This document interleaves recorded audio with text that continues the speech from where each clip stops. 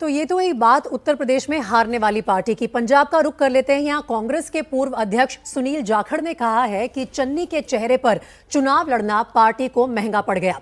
जाखड़ ने केंद्रीय नेतृत्व के फैसले पर सवाल उठाते हुए कहा है कि सिद्धू के चेहरे पर चुनाव लड़ते तो बदलाव की आंधी रुक जाती। सुनील जाखड़ से बात की है जैनेन्द्र ने।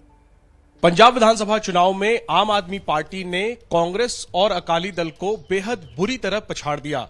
कांग्रेस पार्टी 3 महीने पहले यहां मुख्यमंत्री बदलने के बाद मानकर चल रही थी कि उसने सत्ता विरोधी माहौल को काबू कर लिया है और चरणजीत सिंह चन्नी को पंजाब एक और मौका देगा, लेकिन ऐसा कुछ नहीं हुआ। चन्नी खुद दोनों सीटों से चुनाव हार गए। प्रदेश अध्यक्ष नवजोत सिंह सिद्धू अपनी सीट नहीं बचा पाए और कांग्रेस पार्टी की करारी हार हुई।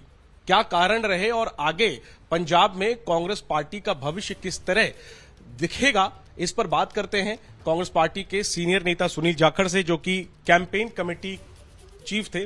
एक तरीके से आप भी नेतृत्व कर रहे थे इस चुनाव का।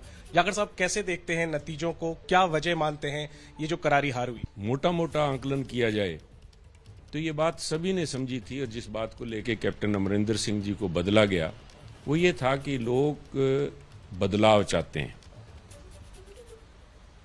परंतु हमने चाहे बीमारी का आंकलन सही कर लिया, परंतु बीमारी का इलाज जो दवाई दी वो गलत थी। दावा भी किया था कि 40 से ज्यादा विधायकों ने आपके नाम पर सहमति जताई मुख्यमंत्री के लिए। अगर ये फैसला होता, क्या आज नतीजे कुछ और होते? मैं देखिए साहब, ये मैं अपने मुंह कोई मियां मिठू बनने के, मैं समझता हूं कि बहुत से काबिल लोग, बहुत से तो मैं नहीं कहूंगा, कुछ चंद लोग थे जो काबिल थे, जिनको मौका अगर दिया जाता तो लोग, मैं उनमें से आज चाहे वो बतौर प्रधान नहीं, आज मैं समझता हूं सफल साबित हुए, परंतु अगर नवजोत सिंह सिद्धू को भी मौका दिया जाता, हो सकता है कि वो सबको साथ लेके चलने की उनका कार्यशैली ऐसी नहीं है, परंतु उनके ऊपर करप्शन का इल्जाम नहीं लगता साहब, उनके ऊपर बादलों के साथ सांठगांठ का इल्जाम नहीं लगता। सीएम के बेहतर मसला ये सबसे बड़ा था।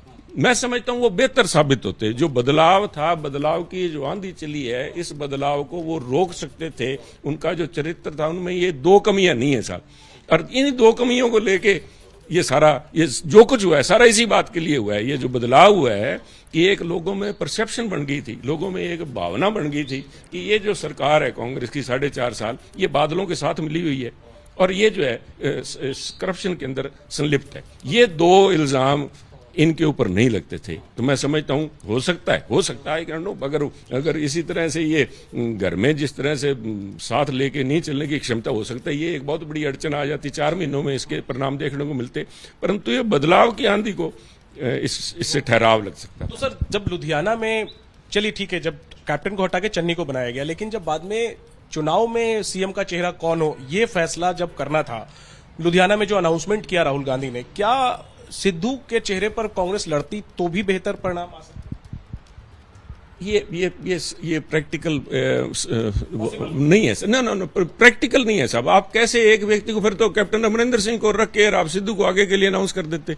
ये कैसे हो सकता है कि मुख्यमंत्री कोई और हो, कोई जंग आपको जीत के कोई और दे और आप राज्याभिषेक किसी और का पहले आप अनाउंस किए? बेटा ये नहीं हुआ करता। जब आपने धारणा, जब चन्नी को मुख्यमंत्री बना दिया, उसके बाद ये सवाल उठना कि आगे चेहरा कौन होगा, ये मैं समझता हूं एक बहुत ही बड़ा पॉलिटिकल ब्लंडर था। ये इन दोनों ने क्यों सिद्धू ने और क्यों चरणजीत सिंह चन्नी ने ये बात राहुल जी के मुंह से कहलवाई कि हमें दोनों सहमत हैं, आप हम में से किसी को कर दो, ये उनको कहना भी नहीं चाहिए था, क्योंकि अपने एक नेचुरल चॉइस थी। अगर बदलना लगता है, चेहरा ऐलान करना ही नहीं चाहिए। इसका आज बेमायना है साहब। जब तो अब हार पर मंथन कर रही हैं वो सभी पार्टियां जिन्होंने चुनाव में शिकस्त का सामना किया है।